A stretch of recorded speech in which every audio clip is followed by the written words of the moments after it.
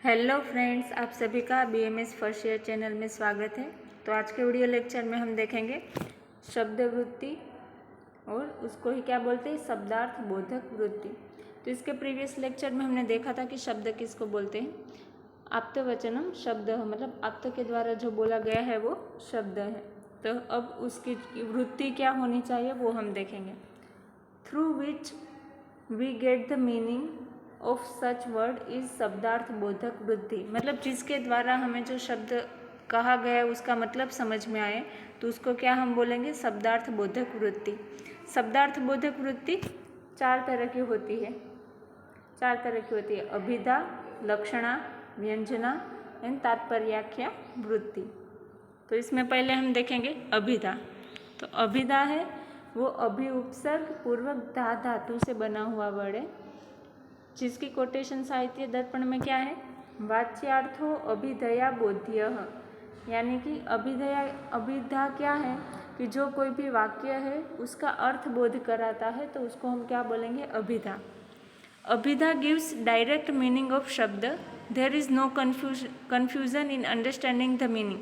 मतलब अभिधा वो है जो कोई भी सेंटेंस लिखा हुआ है उसका डायरेक्ट मीनिंग हमें देंगी, जिसमें कोई भी तरह का कन्फ्यूज़न नहीं होगा। जैसे कि 206 bones are present in our body, मतलब हमारे बॉडी में 206 बोन होते हैं अकॉर्डिंग टू मॉडर्न, तो इसमें हमें कोई भी कन्फ्यूज़न नहीं है। मॉडर्न ने जो बताया गया है वो यहीं पे सिद्ध होता है। फिर लक्षणावृत्ति। लक्षणावृत्ति में क्या दे रखा है, लक्ष्यते अन्या इति, मतलब जो दूसरे सेकेंडरी मीनिंग जो देता है उसको क्या बोलेंगे, लक्षणावृत्ति। द वृत्ति which gives the secondary meaning of the शब्द इंस्टेंट ऑफ मुख्यार्थ इज लक्षणावृत्ति। मतलब कोई भी सेंटेंस है वो जो मतलब दे रहा है उसका अर्थ वहाँ पे वो ना होकर कोई दूसरा अर्थ निकल रहा है, तो उसको हम बोलेंगे लक्षणावृत्ति। एग्जाम्पल की मदद से समझते हैं, अच्छे से समझ में आ जाएगा। जैसे गंगायाम घोषः, अब ये संस्कृत में दे रखा है, इसका हम सीधा ट्रांसलेट करेंगे इंग्लिश में तो क्या होगा कि द हट इन द रिवर, घोष यानी कि हट, गंगा यानी गंगा नदी, तो गंगा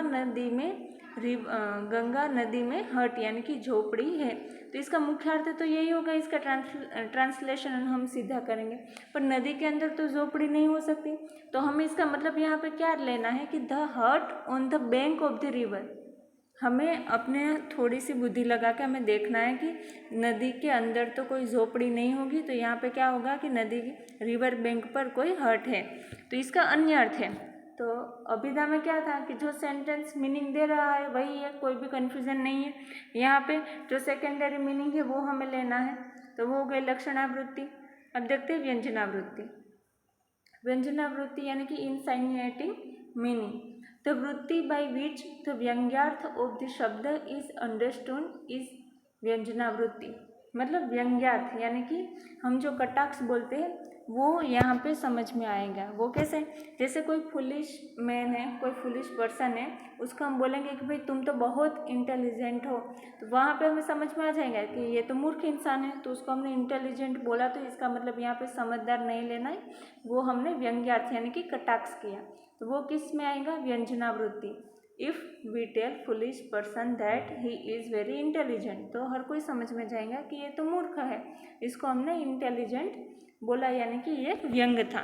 जैसे दूसरा इसका एग्जाम्पल देखें तो किसी बच्चे ने कोई बच्चा एग्ज़ाम में फेल हो गया, तो उसके पापा ने बोला कि भाई तुमने तो बहुत बढ़िया रिजल्ट लाया, तुमने तो मेरा नाम रोशन किया।